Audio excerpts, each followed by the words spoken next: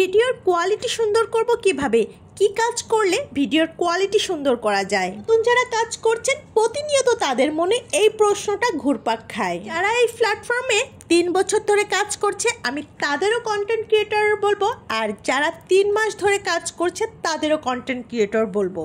আজ 3 বছর ধরে কাজ করতে করতে তারা একটা ভালো পজিশনে চলে গেছে, আর 3 মাস ধরে যারা কাজ শুরু করেছে তারাও তাদের কাজগুলা দেখে একটা ভালো পজিশনে যাওয়ার জন্য চেষ্টা চালিয়ে যাচ্ছে।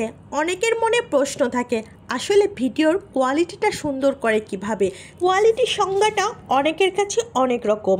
অনেকে চিন্তা করেন যে কিচেন সম্পর্কিত যদি ভিডিও তৈরি করা হয় সেক্ষেত্রে কিচেনে দামি দামি নতুন নতুন আসবাবপত্র দিয়ে যদি রান্নাঘরটা সুন্দর করে ডেকোরেশন করে যে পাত্রে আপনি রান্নাবান্না করছেন ওই পাত্রগুলো যদি নিত্য নতুন ভাইরাল টাইপের হয় তাহলে আপনার ভিডিওটা কোয়ালিটি সম্পূর্ণ হবে। কিন্তু আমি বলবো এটা কখনোই সম্ভব না, কারণ একজন নতুন কন্টেন্ট ক্রিয়েটর যখন ভিডিও তৈরি করে তখন তার পক্ষে কখনোই পসিবল হয় না নতুন নতুন কিংবা তার কিচেনটা সম্পূর্ণ নিজের মতো করে সুন্দর করে কোয়ালিটি সুন্দর করা।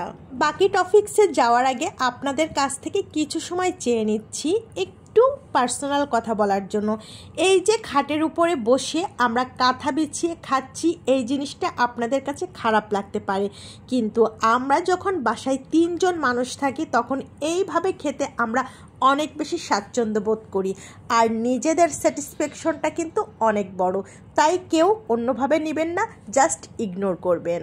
যেহেতু আমি ডেইলি ব্লগ তৈরি করি তাই ভিডিওর পারপাসে আমাদের অনেক কিছু শেয়ার করতে হয়। আপনাদের যদি খারাপ লাগে সুন্দরভাবে স্কিপ করবেন, আর পথ তো একটা খোলা রয়েছে, আনফলো করা কোনো ব্যাপার না। যাই হোক, এবার মূল কথায় আসা যাক। আপনি যদি কোয়ালিটিপূর্ণ ভিডিও তৈরি করতে চান তাহলে আমি প্রথম বলবো আপনার ভিডিও আপনি যেভাবেই তৈরি করেন সেটা আপনার পার্সোনাল ব্যাপার, কিন্তু কোয়ালিটির দিক থেকে আপনি প্রথমে যে কাজটা করবেন সেটা হলো আপনি যে জায়গায় ভিডিওটা তৈরি করছেন সেখানে পর্যাপ্ত পরিমাণ আলোর ব্যবস্থা থাকতে হবে। জিনিসপত্রগুলো যে নিত্য নতুন হতে হবে এমন কোনো ব্যাপার না, কিন্তু জিনিসপত্রগুলো সুন্দর করে পরিপাটি করে গুছিয়ে রাখবেন। যে জায়গায় ভিডিও শ্যুট করবেন তার আশপাশ জায়গাগুলো খুব সুন্দর করে ক্লিন করে নেবেন। সর্বশেষ লাস্ট যে টিপসটা আপনাদের সাথে শেয়ার করব সেটা হলো আপনি যখন ভিডিওটা করতে যাবেন তখন আপনার ভয়েসটা সুস্পষ্ট হতে হবে। আপনার কথা বলার বাচনভঙ্গি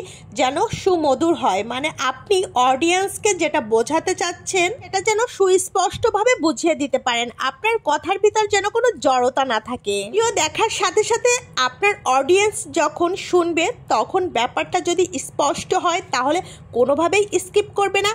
তাই এই জিনিসগুলো মাথায় রেখে অবশ্যই ভিডিও তৈরি করবেন, হলেই আপনার ভিডিওটা কোয়ালিটি সম্পূর্ণ হবে। আর সবসময় চেষ্টা করবেন ট্রেন্ডিং টপিকসে ভিডিও তৈরি করা। ভিডিওটা ভালো লাগলে শেয়ার করে সাথে থাকবেন। ধন্যবাদ। আসসালামু আলাইকুম।